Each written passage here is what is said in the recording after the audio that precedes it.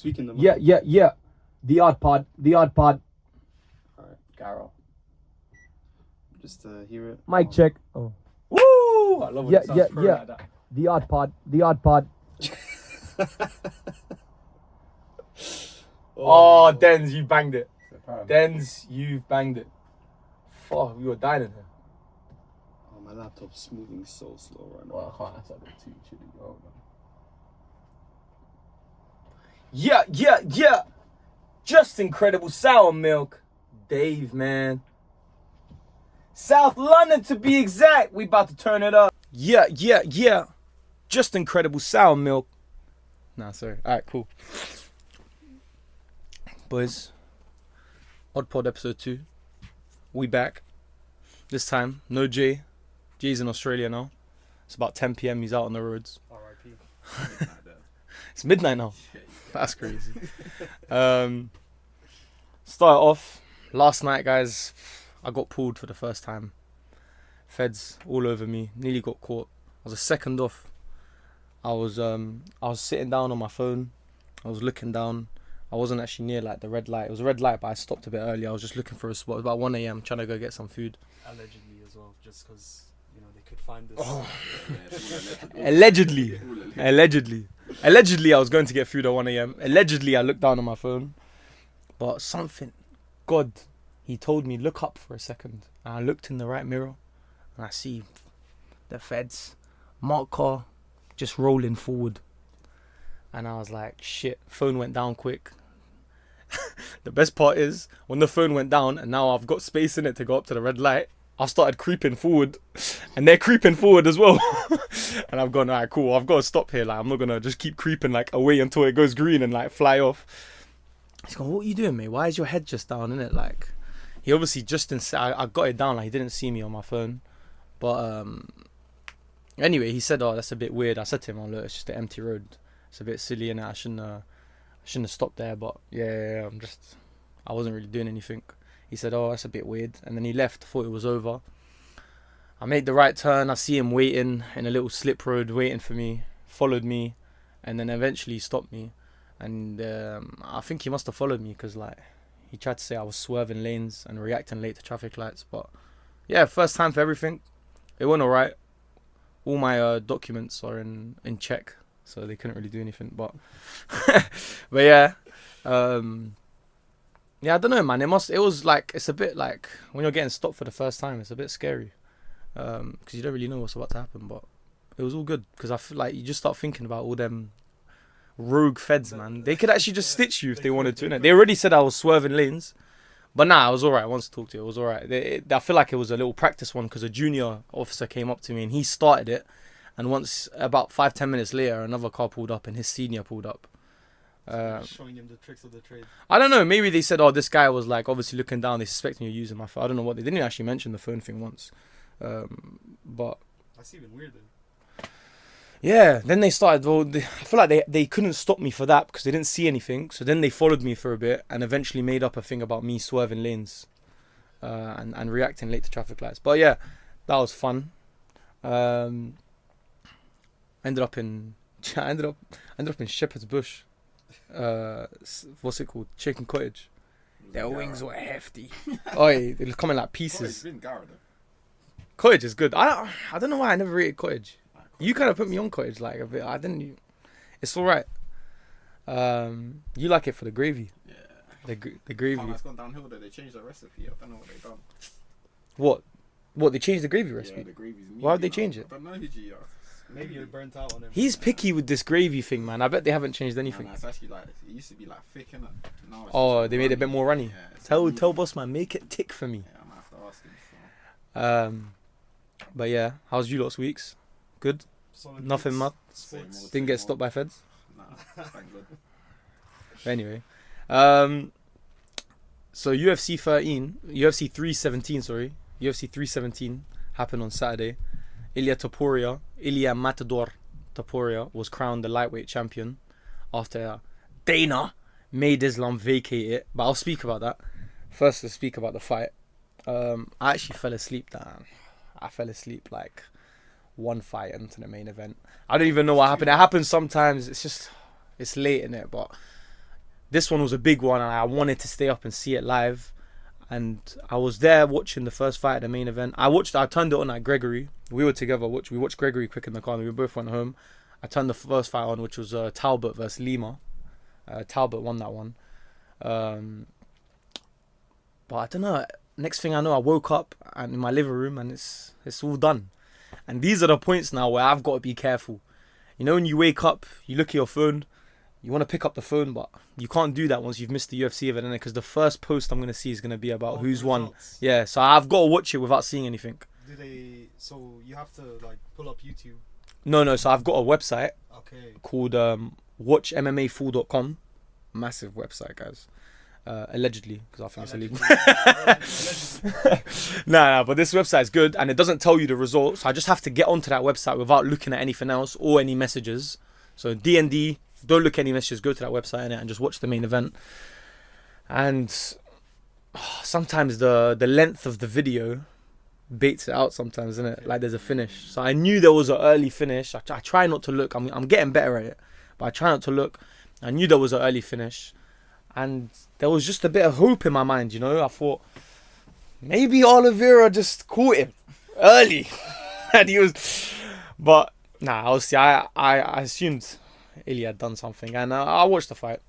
I thought straight off the bat, I think Charles Oliveira, he was a lightweight. He was a proper lightweight. He was bigger, and I think early he tried to get him on the cage and get him in the clinch. And I think anyone fighting Topuria right now, you do not want to be in that space where it's like a step in, you know, you are just steps ahead trying to find the outside leg. Like you cannot let him put his left foot outside of you and come through. Like he's too dangerous. So he started in the clinch. I thought he was all right. He looked strong. It was going all right for Oliveira. And Oliveira always starts his fights with chaos in it. Oliveira likes chaos. And it worked a lot with Dustin Poirier, with Justin Gaethje, with Michael Chandler brings chaos himself. But like Gaethje as well, but someone like Dustin Poirier, you know, Poirier is a professional in terms of like he understands the fight, like doesn't mind going 5, he's ready for 5, and he even brought chaos to Poirier and what Oliveira wants to do is he wants to put you in a dangerous fight, and that's when he finds his finishes. That's when Charles Oliveira can find his finish, is when he comes out and it's look, front kick, come up to your face, try bang, and you can't do this with someone like Ilia Topuria. Like Ilia Topuria is obviously special now. He's the pound for pound number 1 recently, after that fight. But that's not someone you want to be creating chaos with. And I think Oliveira tried to create chaos with someone you do not create chaos with. So is it a high risk kind of approach? Yeah. That's how he won all his title defenses. The Gaethje fight, he knocks him down, gets back up. Now you think you've hurt him. And now you can think let me step forward. And obviously, we're talking about one of the best finishes the UFC's ever seen in Charles Oliveira. But look, all of this said, you know what I mean? You could have even not bought the chaos. And Topuria is a really hard guy to beat right now. So obviously, he's the lightweight champ right now. I think that Islam fight is eventually going to happen. I think Dana decided to... Obviously, Islam wanted to move up. Bilal lost to Jack Della Maddalena, which now allowed Islam to move up. And everyone's saying he's obviously running away from Topuria. I don't see how you're running away to a fight as hard as Jack Della Maddalena. Like, we're talking about a guy here who's on a 15-16 fight win streak. He's just beat someone like Bilal Muhammad, who was on a win streak himself. So JDM is a very dangerous guy to be going up to. So I don't know why people are saying Islam's running. I disagree. I think now, I was surprised when Dana actually, we woke up, we saw that Islam's moving up and he's vacating the belt. And I couldn't stop thinking, how has he done this? He made Volkanovski come up twice with the featherweight belt. So Volk fought him the first time, lost, kept the featherweight belt. Fought him the second time, he still had the featherweight belt, and he's not making Volk vacate it, and Islam had to defend twice. You know, when you're doing that, his belt's on the line. If he loses, Volk gets his belt, and if he wins, he doesn't gain a belt, because they're not fighting at featherweight, they're fighting at lightweight. So I'm thinking, how has he made Islam vacate his belt? This is insane.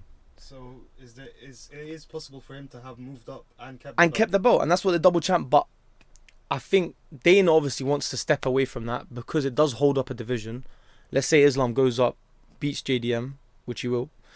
Heard it here first. Yeah, beats JDM, and then now he's got about 3-4. He's got Ian Gary, Shafkat Rakhmonov, Bilal Muhammad, Kamaru Usman recently, a stacked division in the welterweight to defend against. And now you're thinking, oh, when's he going to come back to 155 and let that division move on? They have to shed that weight. Yeah, so exactly, you have to hold up that weight, which he doesn't want to do anymore. But I think when it comes to someone like Islam, you do it. And I kept thinking, why is he doing this? And why is he making Islam vacate the belt? He didn't let Volk do it, and then it clicked for me. And I think he obviously knew Topuria wanted to come up. Topuria was struggling to cut weight to 145, so he wanted to go to 155. And you can't hold up the division. You wouldn't have had that great night on Saturday if you held up the division. It wouldn't have been a title fight. It would have been Oliveira welcoming Topuria into the division for a number one contender spot instead of the belt. Okay. So he had to vacate it for Ilya, which I get. But then I thought, why didn't he make Volk do that? And he couldn't let Volk lose the belt, because if Volk lost the belt if Volk went up and fought Islam and he didn't have the belt anymore, then there wouldn't be that massive fight that it created, which was Alexander Volkanovski versus Ilya Topuria. So it's all business for them, and I understand why he had to vacate it. But now, obviously, I think that fight will happen. Islam versus Topuria, but they've kind of risked that fight now, innit? I mean, Islam doesn't really want to cut down to 155 anymore because he's struggling. Islam is a massive... Islam probably walks around about 190, 200 pounds. So we're going to have to see. Islam goes up, beats JDM. He's going to have people to defend against, like I said. And now Topuria... The move that Dana did, it made so much sense for the business, because now you've got... Instead of having Islam going up, keeping the belt, and Ilya coming around fighting the contenders for no belt, you've got two divisions that are running. Okay. Islam has a title fight against JDM. If he wins it, he's got about 4, 5, 6 people waiting to fight him, which he didn't have in lightweight because he's basically beaten everyone else except Arman Sarukian. And in lightweight, you've got Ilya Topuria ready to fight. And now you can bring in Justin Gaethje, Dustin Poirier, Arman Sarukian, all these lightweights that they're all going to be a question for Ilya, even though these questions are slowly fading away the more Ilya just knocks people out. But they're always going to be a question because they are bigger than Ilya. And when you're bigger, you have an advantage. So he's put the floodgates open for both divisions, and it made sense for the business. But we'll see how they're going to meet again, or how they're going to meet again. So that fight was massive. More of UFC 317. Pantoja retained the belt against Kai Kara France. I don't even want to speak about that, honestly, to be honest, because I don't know why Kai Kara France... How come?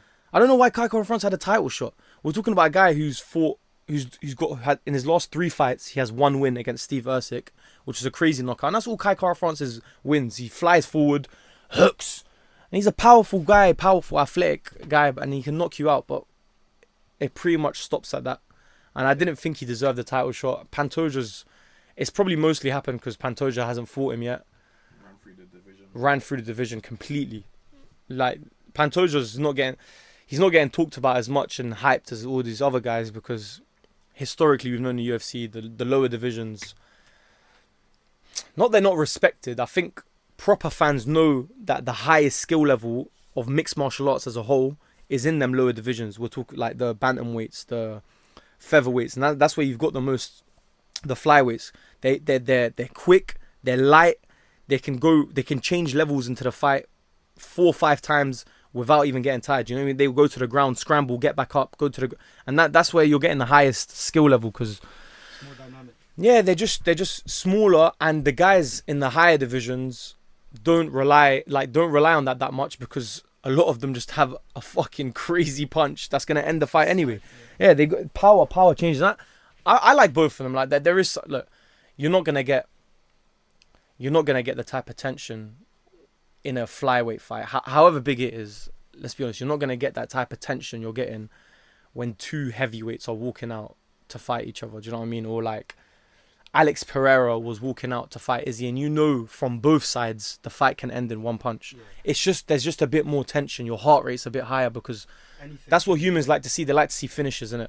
that's why Ilya right now is so fucking popular, because people love finishes, and he's finishing people that Charles Oliveira, we obviously, like, he's been through fights now, and he got finished by Islam, but we're talking, this guy used to create chaos and live in that chaos and was successful in that chaos, and as soon as he tried to create chaos with Ilya, he just got slept. So he's talking about a different animal, and people like finishes. But yeah, that's why Pantoja, like, Pantoja's he's a fucking G. Do you know what I mean? He's running through the division. They're gonna have to find something for him to do, and that's why I feel like they did the Kai Kara France. It was International Fight Week, and they had to stack the card. You have usually on International Fight Week, you want the main event to have a title on the line and the co-main to have a title on the line. Okay. So they gave Kai Kara France the shot. But honestly, it's one of them fights, like, Kai Kara France was never beating Pantoja. We're talking like skill levels way different.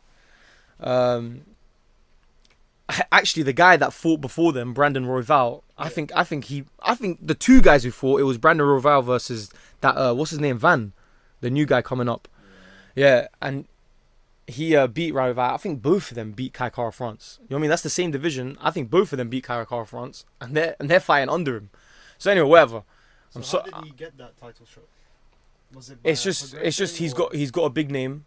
Oh. Okay. He's had he's got a big name, and he knocks people out. Like, that's you know what I mean. If Kai's gonna win, he's gonna knock you out. So he's they know determine who gets the title. Yeah. It's like not a progressive thing. UFC are respected in terms of the best fight the best, because it does happen most of the time. But there's been a lot of situations where people have been just moved up or accelerated. Look at Pereira. Yeah. Pereira came in, had a storyline with Izzy. Pereira's not even part of that way. Pereira was killing himself to get to 185. He's fighting at 205 now. We're talking a 20-pound difference. Like, Pereira was killing himself, and they had that conversation. Dana's probably sat there and gone, look, you make this weight, we'll give you 2-3 fights just so you show everyone how good you are, and then we'll fast track you to the title. So there's a lot of situations where he will move you forward. So do you think that the sport itself can be hindered by the desire for a spectacle? Yeah, but I don't know if hinders the word, because when them things happen, you can't deny as a fan that you didn't want to see Alex Pereira versus Izzy. Okay. We saw one of the best two fight, like, even I watched that. It was amazing. Yeah, first fight, Izzy was winning the whole time. He was really showing him the mixed martial arts side of it, even though Izzy's a kickboxer himself, but he took him down a couple times, clinched, played his play, you know what I mean? Made him they were fighting the kickboxing game, but Izzy let him know that if he wanted to, he could implement the clinch and the ground game. And that changes everything. That changes everything in a fight, because now you've got to think about the takedown. And Pereira got exposed of that when he fought Ankalaev recently. So that's why I don't know if it's hindered. It's just, that's how the sport goes. Okay. And even the fans want that fast track to happen sometimes. Okay. But in other times, you just need to fill a card. We're here. No one wanted to see Kai Kara France versus Pantoja, but Pantoja's a star. It happened. He finished him within the second round, I think, and then it was over. Royval Van was alright. Van looks good. He looks like the new contender. He looks like the next contender for Pantoja, and he'll be the first fighter born in 2000s to actually contend for a title. So that's like time's moving quick. He was born in 2000s. How old, Pantoja. No, the guy with the nose.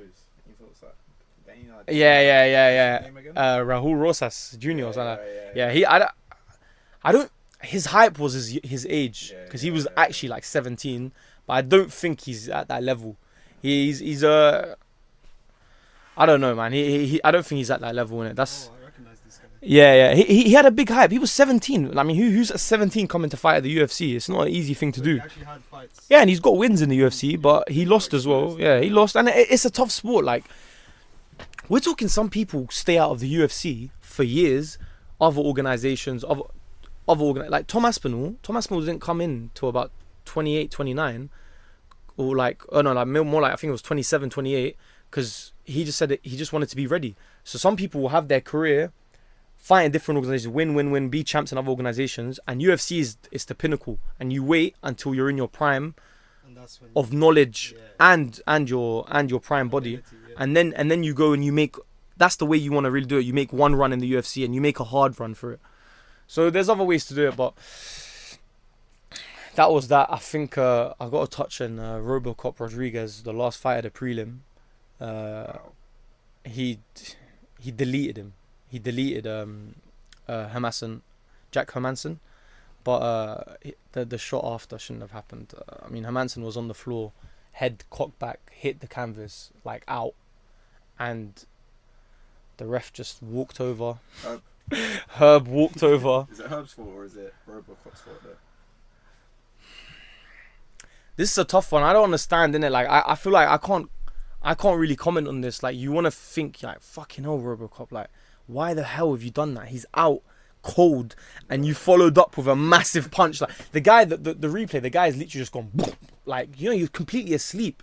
But every fighter you listen to talk about it says you can't blame the fighter in it. You're talking about these guys dedicating their whole life coming to this fight, and don't forget the UFC pay you to show up and half your paycheck to show up, and you only get the other half if you win. Yeah.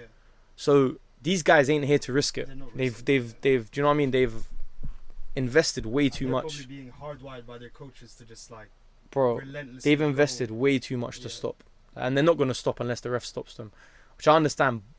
But then on the other side of this, we've seen fighters who've knocked someone down, knocked someone unconscious, and then best example is Khalil Roundtree Jr. knocked him down, knocked him unconscious, and then just stood on top of him, ready with a hammer fist, and looked at the ref, and then the ref ended it. So you can't blame them, and we're not in that situation. We don't know how much they've done, how much they've sacrificed. Where for them, they don't even think about, I'm not risking this. I don't think it is genuinely every time. Look, Masvidal wanted to hurt Ben Askren. Yeah. You know what I mean? When he knocked out and Askren was on the floor, Masvidal wanted to get 2-3 bangs in because, you know what I mean, Masvidal's a fucking gangster. These lot don't fuck about where they come from, innit? But others, I think, genuinely, they can't risk it. That's in their head, they can't risk it. So that's a topic I don't know. Like, do you know what I mean? We're gonna see it happen again. Like, yeah, It's one of those things that's always a debate when it happens in the sport. It's people complain. Even Joe Rogan after came up and he was there doing the interviews that night on Saturday, and he said to Gregory, he said, look, I feel it was unnecessary for that lot. And sometimes even someone like Joe who's seen thousands of fights, there's some of them that are so obvious. You're like this guy, he punched him with a like a long left hook, and the moment it connected, the guy went down. And when your head bumps off the canvas, that means you couldn't even prevent your head. Do you know what I mean? You're out. Yeah. So there's some of them, do you know what I mean? RoboCop, he probably shouldn't have done that. But he did. For a while after, innit? He was out for a good Yeah. 10 minutes. It was peak. Dangerous sport, man. Very dangerous. Yeah, and apart from that, I think Benil Dariush fought Moicano. It was a good fight. Benil was planning it for him to be his last fight. But honestly, I think he won and he got that little... They get that little urge for it. I think he's going to carry on. But I mean, Benil's a great fighter, all-rounded, southpaw, and he's got I think he's black belt in jiu-jitsu. He got the ground game, got everything, all-rounded, but was just never good enough. A bit too nice as well. Benil was the type of guy where he'd get a big win, and then they'll say, "Who do you want to call out? Do you want the title?" And he goes, "Oh, whatever the UFC want." Pardon me, whatever the UFC want, they'll give it to you. You got. Benil was good, but his shot was to beat Oliveira, and then he would have got a title shot, but Oliveira beat him. He's not going to get another title shot, but he's a great fighter. Apart from that, we're talking who's next for Topuria. I think Gaethje wants it, and Gaethje wants the title shot so bad, and he thinks the UFC owe him the title shot because of the favours he's come in when they've needed a fighter. He was the company guy in the lightweight where, look, I'll take the fight, short notice. And so he felt like Dana in the UFC owed him the next title shot at lightweight against Topuria. So much so that he said, if you don't give me the title shot, if you don't give me a title shot next, I'm going to retire. Which you don't really do to Dana because once you don't. Because as soon as that, he come out and he said, if you're thinking about retirement, he switched on him. He said, if you're thinking about retirement, how are you asking for a title shot? And Dana's that type of guy. You don't want to, do you know what I mean? So we'll see who's next for Topuria. Dustin's got something booked. I'm seeing rumours that Topuria wants to move up to 170. Yeah, I think he just says it. Like they asked him, would you move up to 170 to fight Islam? And he went, yeah, of course. Like, Ilya right now is on top of the world, isn't it? Surely he just gets ragdolled. I think there's a point. I agree. I think there's a point. As good as Ilya is, and trust me, I was the first guy raving about Ilya when he first came out. I think there is a point where you go, like, he's not a big guy in it. He's a thick guy. He's a strong guy. Even when in that fight, when Oliveira tried to take him down, he somehow ended up on top. Ilya is a strong guy, but there's a point you get to where you're 5'6", 5'7", it's gonna hurt you. Someone like JDM is long, powerful striker. Ian Gary, big, long. Do you know what I mean? Like, these guys, they're going to start causing you problems. And the one weakness we've seen of Ilya has been the kicks. And that's why Oliveira came out and started heavy front kick. And you need to kick a guy who, if a guy is that powerful, that small, and that dangerous, you want to kick him and keep him away from you. And then when we saw his first fight in lightweight, this was before, when he first came to the UFC, he fought Jai Herbert in lightweight. He actually gets caught with a head kick, goes down, but ends up delivering one of the most devastating knockouts we've seen. Oh my God, took a hook to give a hook, and he took a hook, and the other hook the guy took did not. Do you know what I mean? He was finished. He's a monster, but do you know what I mean? Like, you're gonna go up like 170s and start getting dangerous in it, because you're gonna have some elite kickers coming at you. Like, it's a big jump as well. It's a massive jump. It's the first jump, is right. It's the first jump that goes from 10-pound jumps, because we go 35, 45, 55, and then that's the first jump that goes to 70. So it's a 15-pound jump. And then from 70 to 85, the jumps start getting big. So he needs to chill out. I think lightweight, I don't see him. I don't want to say it because he could actually, he's that good in it. But 170 is dangerous, I think. But that's the UFC. That was 317. We'll see who Ilya fights next. I'm afraid if they give him Sarukian, I genuinely think it could be a problem for Ilya. We're talking about a big lightweight. Which first he was meant to get a title shot against Islam, and when that fight got cancelled, the story came out that he'd hurt his back and he was injured. But actually, now Dana's coming out saying that he didn't make weight. Recently. So it was apparently that he didn't make weight. So at first they said his back was broken, but now Dana's coming out saying, so they're saying, oh, Sarukian next. And Dana kind of wants to stay away from Sarukian because he didn't make weight. And I think it goes deeper. The problem with someone like Arman Sarukian, who right now is the number one contender at lightweight, is that Sarukian is rich. Sarukian is rich outside of UFC. Sarukian's a millionaire before UFC because of his family. And someone like that, you don't have leverage over. Like Dana wants to have leverage over you, innit? So I think that there's a deeper rooted problem there where Dana has to come out and say now that he didn't make weight. He's trying to... Dana, once he doesn't want to give you something, or once you've gotten his bad light, he'll start increasing that bad light. So now he's come out and said it's not back injury, it's a weight. So I don't know. I don't know about Sarukian. And up though, like Dana can just control this. Yeah, it's always been like that. It's always been like that. Like, you hear a lot of people. George St. Pierre, when he retired, talked a lot about Dana, and he said now I'm friends with him and I can have a conversation with him. Before, when his phone used to ring and he used to see Dana White, he used to start getting nervous and go, oh shit, what's coming here? He even once called him after they retired and said, Khabib's in for a match. Do you want to... He called him and said, Khabib's in for the fight. Do you want to fight? And like, GSP went, what? Khabib's in. Khabib's retired because of his father's death. Is he really in?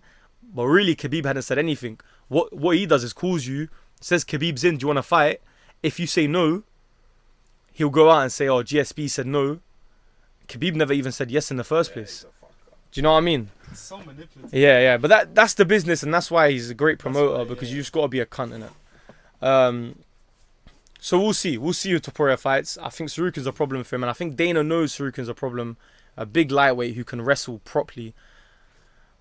But we'll see, because he always wants to keep the ball rolling. That's what Dana wants. When a division's going, he wants to keep the ball rolling.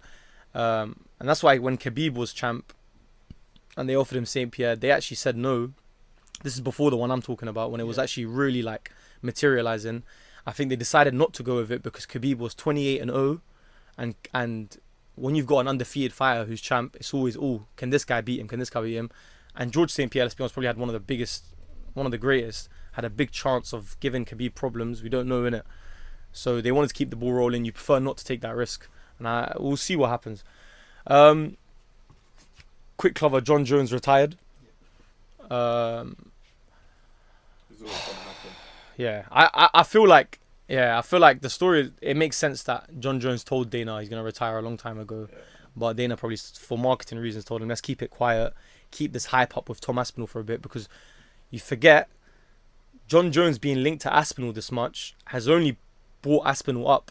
Now everyone knows Aspinall's name because of John Jones, and that was kind of the problem first when the fight was happening, is that John Jones, I hate it. I'm not on John Jones' side here.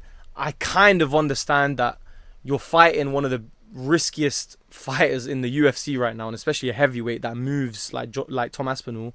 You're fighting a really dangerous guy. What's risky about him? About Tom Aspinall.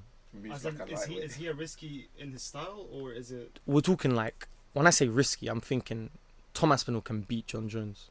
Okay. And we're talking. When I say risky, we're talking Tom Aspinall. We could potentially be looking at like one of the greatest heavyweights to come in his era. Like Francis Ngannou was a beast, but we're talking Tom Aspinall has that. We don't know if I can't lie. No one has Francis's power, but Tom Aspinall moves like he's actually a lightweight. Like, you should not move like that. We thought Cyril Gane was quick, and Cyril Gane is quick. We're talking Tom Aspinall's quicker than that. Dangerous.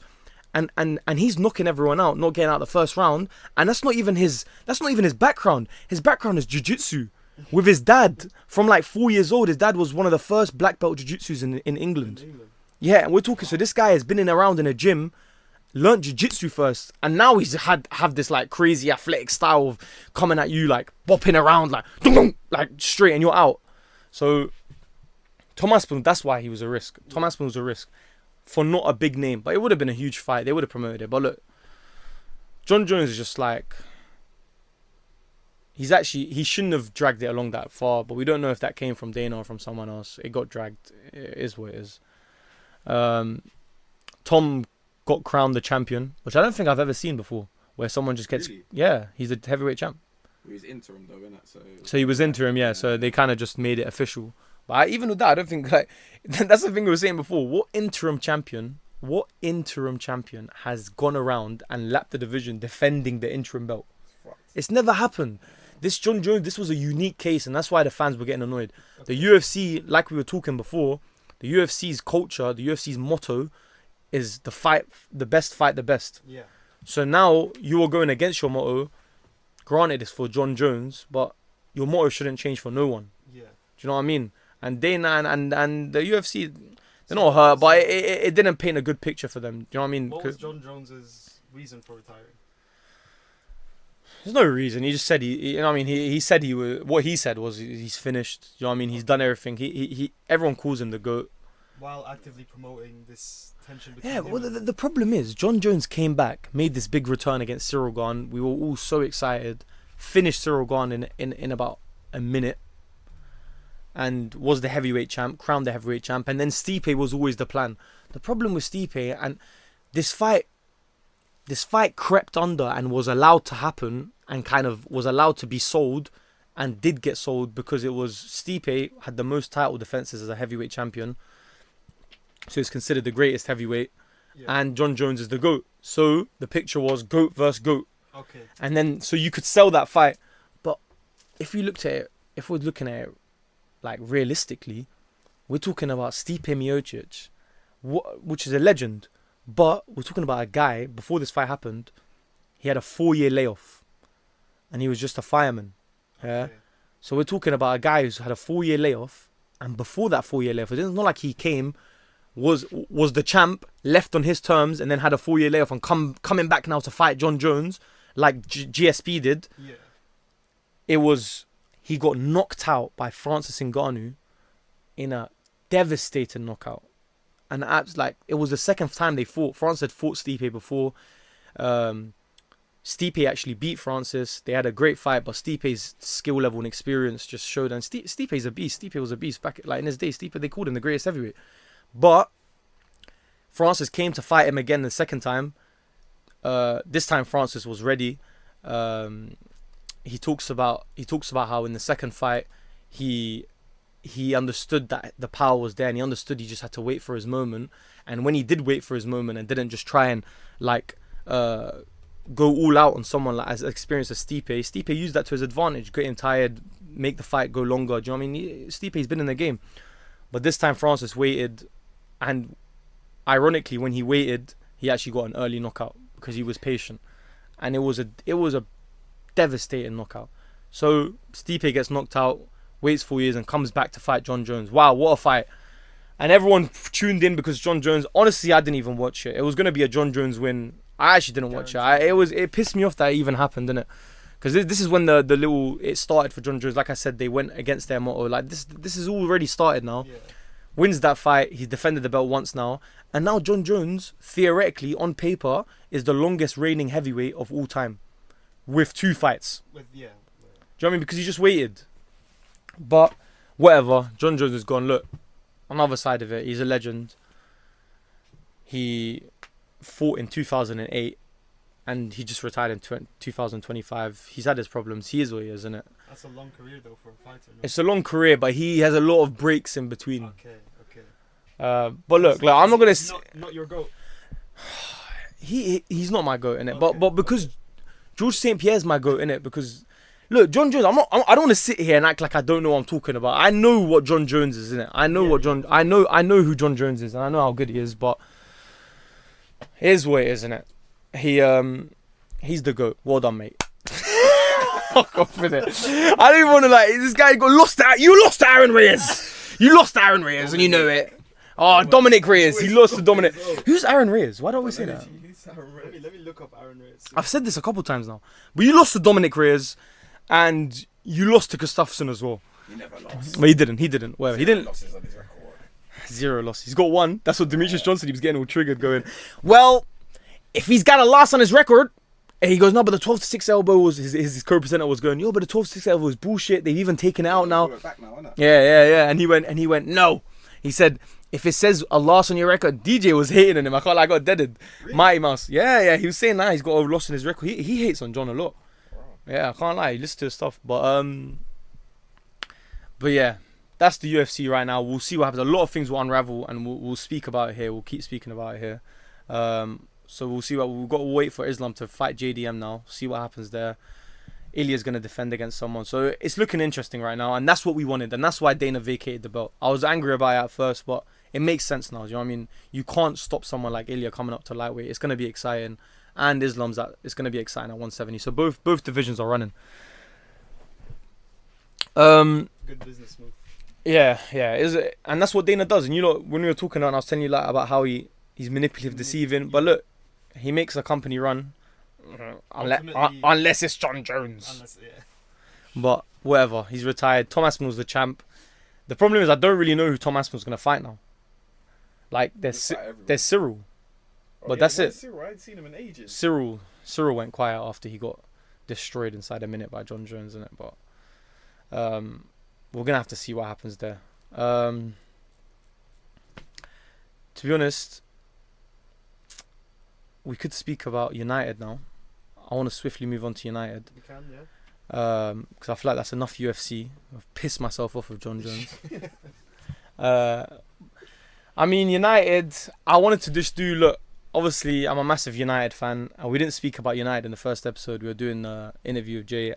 I can't go 2 episodes without speaking about my beloved club.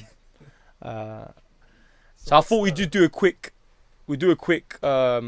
keep or sell. Who I want to keep or sell. We'll get Denz's opinion on it as well. So an outside opinion. So we'll see. Onana staying. No? No. He's got to go. Nah, okay, I'm joking. I can't lie. I'll be honest. I said Onana. I said I was a big Onana advocate. The moment I went to the other side and I forgot about Onana, like he had to go, was that final. Yeah. The ball came into the box, and I remember as it crossed in that Europa final against Tottenham, when the ball was getting crossed in, I said Onana. In my head I went Onana, not now, innit? And it was even a joke in my head. I said, imagine Onana. And one ball into the box. The defenders fucked up. I'll be honest, the first ball should have been cleared, but it wasn't, which happens, and you've got to be ready to come out and claim. And I can't give him any more chances, as much as it hurts me. Everyone who knows me knows I defended Onana a lot, and I can do no more. I can't defend you anymore. Onana has to go. We've been linked to Emi Martinez, which I don't want either. Fuck Emi Martinez. You don't? Nah. He's very short-term replacement. Yeah, maybe if it's a short term, I get. I don't want him. I don't know. He takes the piss against us a lot, so maybe that's it. Like he does the little like tongue out, like dancing about. He does that against everyone. Yeah, he does. He does do that against everyone, but he did it against us and he lost that game. But You want characters like that in your team. Exactly, yeah. maybe I'm leaving my bias out a bit. But Especially if it's a short-term thing like Yeah. Denson. He's experienced World Cup winner. I reckon he'll sort you out. I mean, he's definitely going to be better than Onana. Yeah. Exactly, yeah. Yeah, so well, that's what it looks like right now. Oh, it's just Onana here. I can't even. Onana's a good keeper. Onana will be a good keeper. You'll see it. Not in the Prem. He went to the Champions League final. But anyway, the three centre backs. I'm happy with Euro. Very happy with Euro. Second half to the season was insane. Didn't get dribbled past. We're getting them Van Dijk stats up. You know, he hasn't been dribbled past in years. That's what I wanted with Euro. It started. Euro's a beast. I love him. De Ligt, I'm not really interested in. I see United fans like him. I just think he's one of them like role centre backs. He was good back in the day. If we're trying to elevate, I don't think De Ligt's the guy in it. So I think we do need another centre back. Obviously, I still want to trust Lisandro Martinez. I think he is good in a free. I think he needs a 3. He's perfect for a free. He's perfect for a free. He is, but the injuries are hurting. So centre back is not looking too bad. I actually think we're alright. I actually think we defended alright last year. I know that sounds ridiculous, but it's harder to defend when you can't attack. If you're not scoring goals, you're constantly under pressure. So I think it's harder to defend when we're not scoring goals, which I think was our biggest problem last. Yeah, last year our biggest problem was it wasn't. Let's be honest, no one we weren't great defensively, but I'm saying our biggest problem last year, week in week out, everyone remembers United can't score goals. Yeah. So the defense is alright. Wing backs are a big part of this Amorim system, so I'm happy with Dorgu and see where Dorgu's gonna go. On the right, I do not want Diego Dallo at all. I've had enough of him. Diego Dallo. I'll give him one thing. He works hard in it, but it's not enough to work hard. He is an idiot. I'm just getting flashbacks right now to his mistakes. And their mistakes, people make mistakes, yeah. I'm not like gonna... But this guy's mistakes are so stupid. Why are we at the Emirates last year in an FA Cup tie? We're up. The ball goes loose. This guy head forward, slides, studs out. Why? We're up. Away. We're away from home and we're up. Chelsea. At Stamford Bridge, we're up by this game. They went 1-0 up. Then Anthony does the crazy Travella. That's the one in Cole Palmer. I remember that, yeah. And we're good. We're still 1 up. They've scored, but we're safe. It's coming towards the end of the game. Someone's got on his inside. He's not goal side anymore. So now he's chasing behind him to the point where he like tangles up his legs from behind. What are you doing? Decision making, Dallo. And I think he seems like a right back in a 4. I don't think he's a wing back. I just don't think he's got the quality. He's all heart, no brain. Yeah. He's too frantic. Yeah. I don't know. And maybe he works out, but I don't like Dallo. He's Portuguese, so Amorim might give him a chance. You know, both Portuguese, maybe. Yeah, But I want someone else. And it could be Amad Diallo this year. I was going to say, hasn't Ruben already got that sorted? But I can't... I've talked about this with a couple of people, and I can't wrap my head around... I don't see how it works personally, but... I just can't wrap my head around someone as talented as Amorim. And I get an Amorim system. The wing backs get up. They're attacking as much as they're defending. But we watched him in that 2-cam behind the striker, and he's too talented to be just put out to the wing in a formation that is quite narrow apart from the wing backs. Yeah. I want him to be in the mix. Yeah, and you're giving him defensive responsibility. Yeah, you're giving him exactly, and I think Ahmad's too good for that. So we'll see what happens there, but because obviously Cunha's been signed and Cunha's going to cover that free. If Mbeumo gets signed as well, it's going to start getting hard to get Ahmad in. So we'll see. What is the deal with the Mbeumo thing right now? Like, because I keep seeing things of like... I don't know. bids being rejected. He wanted United from the start. Yeah. Even when Frank went to Tottenham, we thought it would sway him, but it didn't. He's come out and said again, I want United. We made a bid first of all around 50 million after we just bought Cunha for 60, and Brentford came in like, whoa, you lot are buying an older player that scored less goals than our guy, and you're not even matching the price. Couple of weeks went, cool, we'll match the price. We offered 62.5, exactly like we offered for Cunha, which was his release clause. They said no again. So Brentford are trying to rinse us. Yeah, of course. This guy's club is trying to rinse us. And I get it, but I don't know how far we're gonna go for him. Just lost our manager, so like, Yeah. anyway. Nah, I get it, and I hope we get Mbeumo because instantly when Mbeumo and Cunha come in, you're signing profiles that in that Amorim where he has the two cams and a striker, these two can play in any of them three. So you're actually banging, and then you have Mason Mount there, Bruno. It almost sorts us out for the season. Loki, like we want a striker. I see you in for Watkins. Yeah, Watkins happened recently. Watkins would be massive for you. Ollie Watkins would be massive, but we're look at this. Emi Martinez, Watkins. We're looking at old players here, like. Yeah, but they're just like steps in the right direction, and get you back to where you. But Watkins ain't gonna be cheap wage wise. There's also We're talking about expensive steps, like 200k a week, no? Nah, it won't be that much. Or is he low? I don't know how low, but he won't be crazy, man. 'Cause he's old, innit? End of his career. There's 2-year rumours contract, about maybe. Nkunku as well. That'd be a good signing. That would be a very good signing. You think? Similar to- I like Isn't he- Nkunku, it's isn't just he a- very injury prone. Yeah, that's what I was about to say. He barely played at and he's Chelsea. quite similar to Cunha in that, but Yeah, so Cunha's only happened so far. But we'll see what happens with Ahmad. I don't like him on that right. I'd rather we sign a right wing back. Because Ahmad going there is going to be changing his position. Like it's going to be like he's a right winger. And then in that cam he can kind of come narrow and go wide when he wants. So we'll see what happens with that. We do need a midfielder. I think I like Bruno in the 8. Only because, but that could have just been because of last year. For like every time Bruno started in them two cams, we never actually got the ball to him because we weren't good enough. yeah. Eventually, 10 minutes into the game, Bruno would drop into the midfield and get on the ball, and then we start having some type of a threat because Bruno got on the ball. Yeah. That could change once we've changed the team. That could change. Up front, obviously, everyone in the fucking world needs a striker. And the two cams, I think, are sorted, especially with Cunha coming in now. If Mbeumo comes, even better. But if not, we still have Mount, which I'm happy with. Ahmad to play there, which I'm happy with. So United have some work to do. But it's a good time right now for rebuilding because you have no titles to deal with. It's true. And I look, as much as I was upset about that Europa loss against Tottenham, I tried to look at the bright side of it, and maybe United do need A domestic. a moment in it. We might just need a second to not be in Europe, because there's a big difference when you're preparing from Saturday to Saturday instead of preparing from Saturday to Thursday, then preparing for another Saturday. Yeah. It's a massive difference. So I think we need it. Yeah. And Spurs can go Champions League, whatever, bro. They're gonna be shit anyway. Yeah, it's my new team. They have, do you know what it is? They have Thomas Frank in it, so we'll give Thomas Frank some flowers. We'll see if he can, even someone like Thomas Frank can turn that ship around. It's already been turned around. You reckon? They just won the trophy, bro. Who? Tottenham.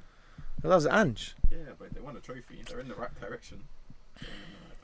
It's a shit trophy. I don't even want to win it. Who wants to win Europa? Champions League teams don't even come down anymore. It's true, man. But yeah, man, that's United. I think I like Agate as well. I want to keep Agate. So Dallo can go, Onana can go, De Ligt can go, and everyone else, they're on Just float around. they're on trial. Okay. It's probably someone I'm missing that I hate, but What's your thoughts on Xerxes? He's gone. I saw that. Oh, is he Here we gone? go. I can't remember where he's Xerxes gone. Yeah, I saw he's going somewhere. I didn't see that at all. I saw it yesterday. This is recent. What, like loan or Permanent. gone? Yeah, Lich. I don't know where he's Man, going. Xerxes was exciting, man. Xerxes used to get on the ball and you get a bit excited. You know what I mean? Hoyland can go, by the way. Forgot about Hoyland, yeah. I defended him a lot. Hoyland can go. Hoyland Xerxes to Napoli. Yeah, Napoli. And it's done. So Napoli are going Done, off. yeah. They're making so McTominay. many. making a signings. super team, innit? Yeah, De Bruyne now. yeah. Scott McTominay is there. They signed someone team. else. Huh? They signed someone else. De Bruyne. They got the other Scottish guy. What's his name? From Brighton. Oh, who? Billy Gilmore. Billy Gilmore. Yeah. Yeah, that's who it was. Well, they got Champions League now, so they got to buff up the squad.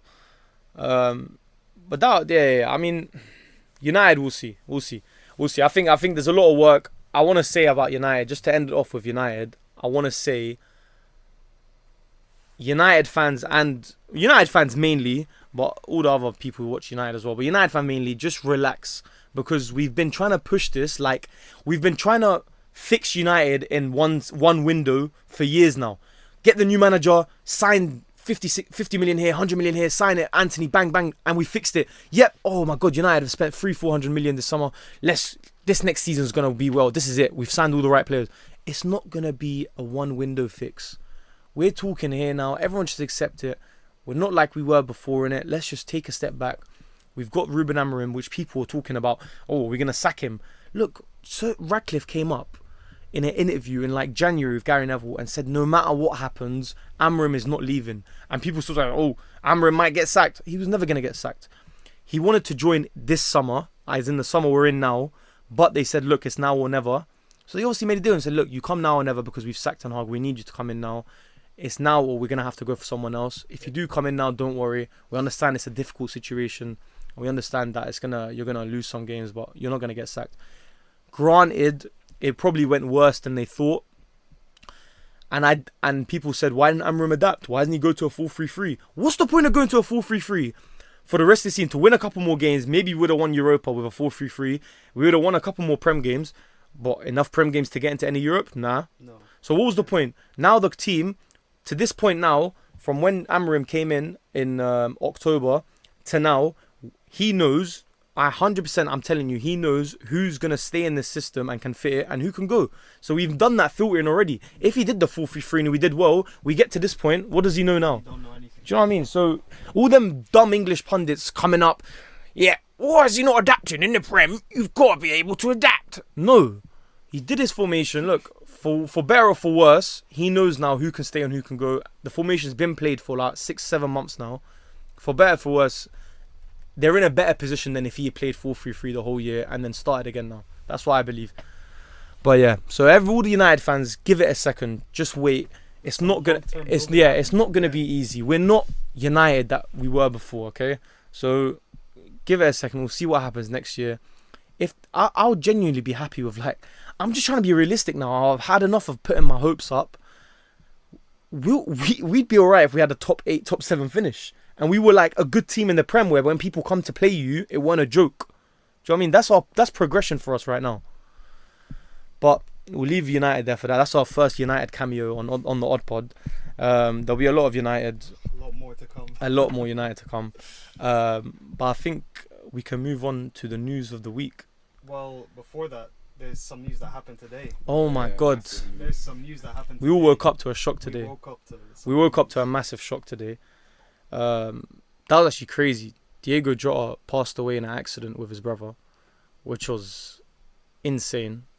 There might be more information out about it now too. Yeah, we'll have a look. But I don't know about you. I woke up, I had a long lie-in today, and then you get up, what you do, you go on your phone, first post, bang. And like everyone was saying, I heard a couple people say, we all thought it was like a little troll post, innit? Well. Yeah. You know, when stuff like that happen, it's like, Diego Jota has been in the Prem for like, good, 5 years now? Probably more than that. Longer? Yeah. Do you know what I mean? He's... Oh, yeah, I'm talking, I meant Liverpool. Yeah. But yeah, Prem longer, but Liverpool, like, and Jota's you know what I mean, is a serious player. Do you know what I mean? Like, in and around the Prem for a while, and out of nowhere, he's gone. Honestly, it gives you a little shock to everyone, innit? And it makes you think about your life, innit? Which is the truth. It makes you think, even someone like Jota, a successful Premier League player who just got married about 1-2 weeks ago. Do you know what I mean? He's 28. He has kids. Like flipping out. God bless him. He had everything. Do you know what I mean? Like, everyone's trying to reach that where you know, they say, oh, you reached like the dream. You've got money. You got a beautiful family. Bang, and you're like bam, bam, bam. And even someone like that is not safe. It's just not like you don't know. Yeah, you just, it's not promised. Like even someone who's got everything sorted out for them and they've worked hard and got to where they are and everything's, I can't explain it. I can't even get the word. Do you know what I mean? Even someone like that, you don't know, innit? You could just go at any time, and that was a shock this morning. It was due to a tire blowout while overtaking another car. Yeah, so I saw that, but what does that mean? Tires don't just blow out. And is that 40 mile per hour thing right? Is that what it was? Okay, so Probably not accurate, is it? Like, they weren't there, they didn't see what happened. Could you tell by like the it says that like it is analytics on a car maybe? Maybe. Like what was the last speed that was going? Possibly. It says tire blowout while overtaking another car, and then the car set on fire. Yeah, so there must have been a collision. Yeah. He must have hit into something. I think he went off road once the tire blew up. But even Cristiano Ronaldo has come out to say that the news doesn't make sense. Oh, has he actually said that? He has said that. I just thought when everyone said, look, 40 mile per hour, like either way, like it's not slow. Do you know what I mean? But the tire blowing out randomly on an expensive car. And then the car. I don't know, man. I'm not trying to make this a conspiracy on the day he died. Like, I'm not trying to make. Yeah. I'm not trying to make it like conspiracy, but something happened in it, and He's on his way to pre-season training as well, man. That's why he was with his driving. brother as well, Yeah. and they're both footballers. I think his brother's like a League Two in Portugal, was it? I'm not sure. Yeah, his brother's a pro, not highest level, but he was a Yeah, high level yeah, pro, like professional player, yeah, not the highest, but and they're both just gone out of nowhere. Everyone thought it was a troll this morning, man. But everyone woke up to that weird. It just makes you pause for a second, man. Like you're not promised tomorrow, man. So like, and I'll be honest, we're all probably like the way the world works. It's 1 week later, 2 weeks later, we're gonna forget about this and go on and like just carry on with our life, and you're not gonna think.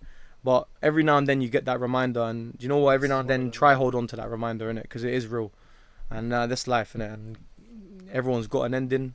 That's the only thing promised to you in life, that you've got an ending, and for real, man. Rest in peace, Diego Jota. Rest in peace, Diego Jota. I can't even. That sounds Diogo. Diogo Jota. That sounds fake to say. I don't even. Yeah, it's too soon. It's mad. It's mad. It's absolutely crazy, but that's life, innit? Yeah. So, R.I.P. Diego Jota.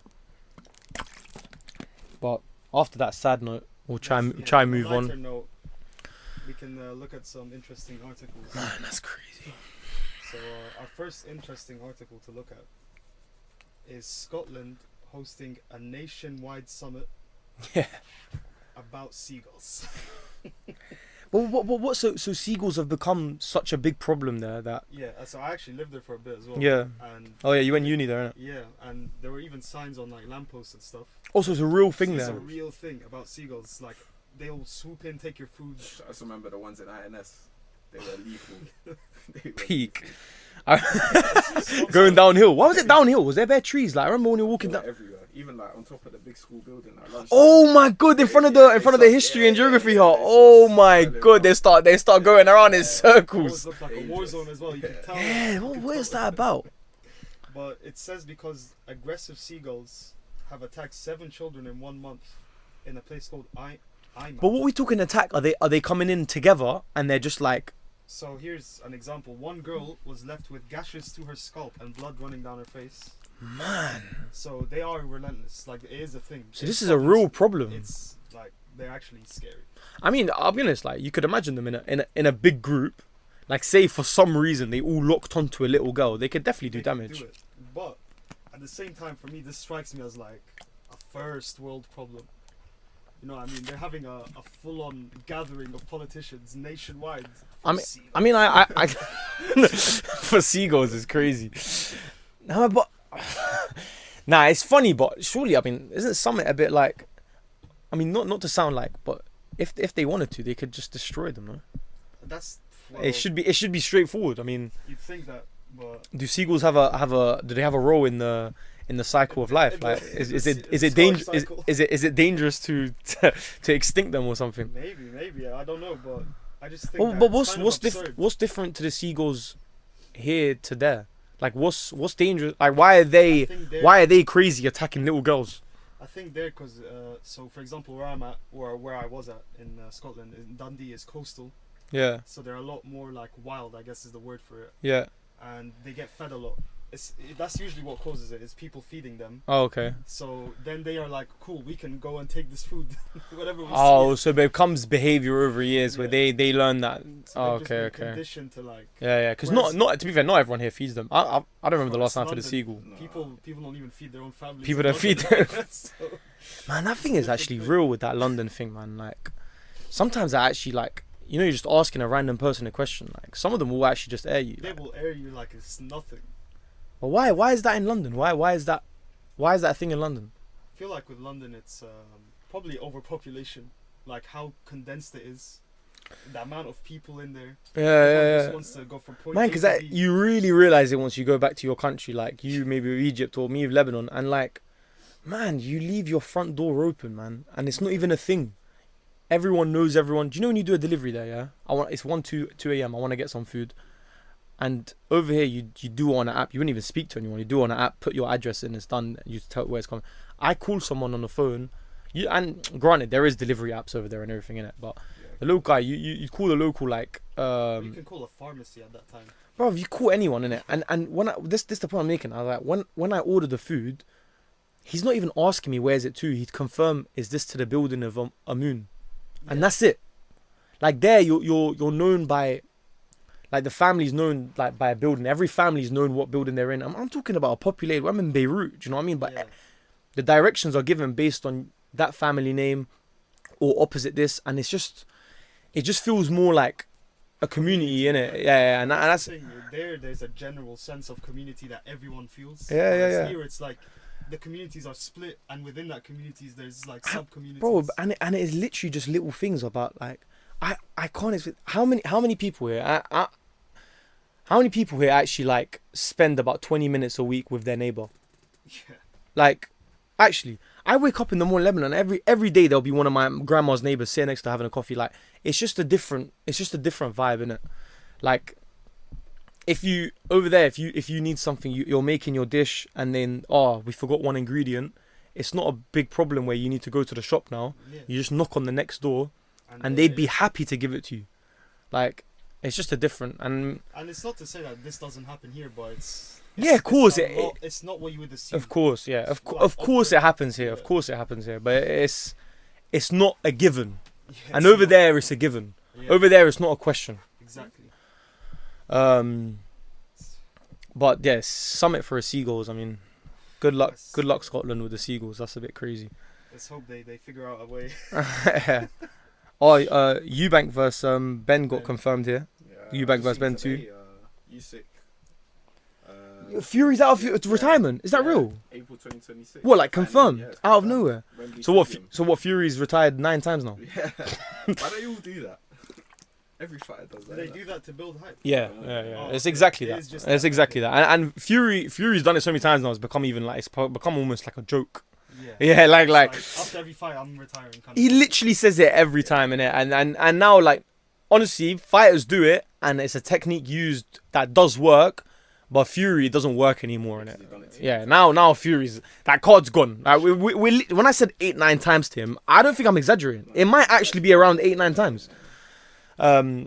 But you excited for Eubank Ben 2? Do you want to see a second fight? Yeah, that was a good I wanted to see it. I didn't mind it when I saw that got confirmed, and I listened to Talk Sport that day when it got confirmed, and Simon Jordan was going off. Oh, I mean, we're not talking about elite fighters here. We're talking about 2 nobodies that are getting fights off their fathers. Simon Jordan. But you know, Simon's all about the elitist and the best fight and the best. Look, and that came back to our UFC conversation before. In the fight game, the best should fight the best on a consistent basis. That should be your motto. And boxing is getting better now because Turki Al-Sheikh has come back and made the best fight the best. Canelo Alvarez versus Terence Crawford is confirmed now. Like, a lot of fights are confirmed. But this is what I'm saying. It should be like that consistently. But every now and then, if there is storyline, you cannot deny as a fight fan you don't want to see them fights. You cannot deny you didn't want to see Pereira and Izzy meet again, even though Pereira only beat about 3 people in that division and jumped to the title. You can't deny you don't want to see Eubank versus Conor Ben 2, because the first fight was good and it was a spectacle. Bruv, I was racing home from work as that first fight was happening, and I saw Eubank Senior come out. I started screaming in my car the storyline's there, man. And the first fight was great, and no one denied it. The first fight was brilliant. They're making a second fight. Look, if Ben wins, then they might be a third. If Eubank wins again, it probably gets shot off. But like, there is still a fight there. I didn't mind it. And some people said like, why are they still making these fights? These two, like, they're not world champion fighters. Look, I'll be honest. From Eubank's perspective, he's won the fight. He's getting into an older stage of his career. Bro, this is banging for him. Paycheck. Big paycheck. I think for Ben it's a bit risky. Yeah. Well, Ben done well in the first fight. Ben did well, but if he loses 2 now, you've lost 2 against an older guy. You've gone up in weight, granted, but when you come back down, is it going to be harder for him to kickstart again? Yeah, cool. So I think it's a risk for Ben more than for Eubank. I think for Eubank, these are the best type of fights he can be getting right now. Yeah. Eubank doesn't want any other type of fights. He's going to use his name, get big fights, and that's it. But yeah, I'm excited for it. That's the point I want to bring up. I'm excited for the Eubank fight because there's a lot of people. hated on it. Why are we seeing this again? I don't mind that at all. I don't mind that at all. It was a good first fight. It will probably be a good second fight. So we'll see what happens there. But yeah, guys, apart from that, I think it was a good pod. I went a bit hard on the UFC, but that will happen here. A big UFC fan. It was a big event too. So. It was a massive event, which I think decided a lot of things later. I mean, if Topuria lost that fight, it would have had implications for that lightweight division and Islam. I think the best thing, to end with that, I think the best thing Islam and Topuria can do now is to keep winning, and eventually that super fight will meet. Yeah, it will meet. But now they're both in different divisions. Like I said, we'll see what happens. But yeah, OdPod episode 2. It's a wrap.